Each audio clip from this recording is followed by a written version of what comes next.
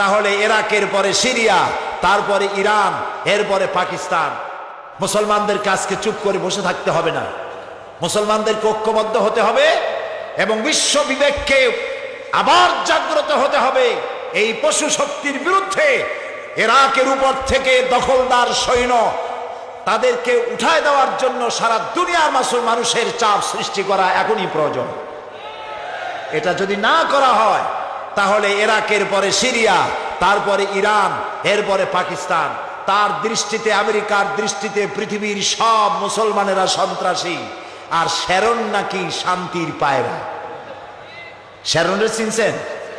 শ্যারনকে ইসরায়েলের প্রধানমন্ত্রী, শ্যারন নাকি শান্তির পায়রা বলেছে কে? ওইটার নাম আমি নিলাম না।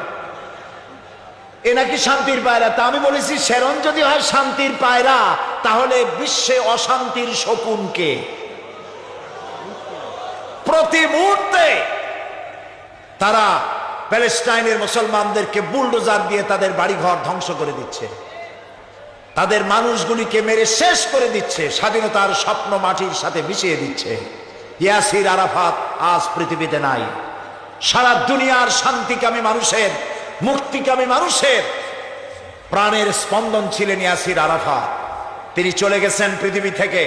আমরা আশা করব আল্লাহ তাআলা সাহায্য করবেন ফিলিস্তিনিদেরকে, আমরা যেন দেখতে পারি অভিশপ্ত ইহুদিদের হাত থেকে প্যালেস্টাইন আল্লাহ মুক্ত করেছেন। আল্লাহ তৌফিক দিন।